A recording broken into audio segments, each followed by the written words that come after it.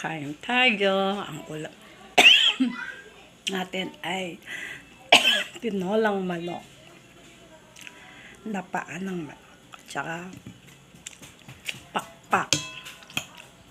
Tinola with matching sayote. Kasi mas gusto ko yung sayote malambot pagka kain.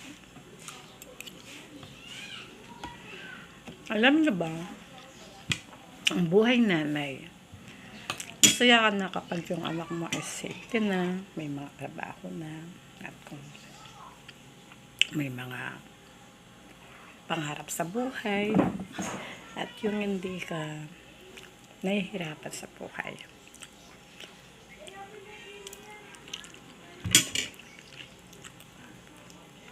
Masaya ka na kapag nakikita mong may nagagawa sila sa buhay nila, may naipupundan nila ng mga gamit. Mas masaya ka siguro kung magkakaroon sila ng sariling bahay.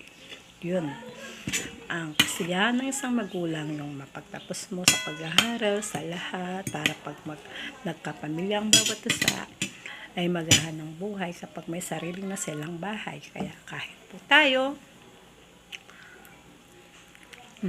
sarap. Yummy, so yummy.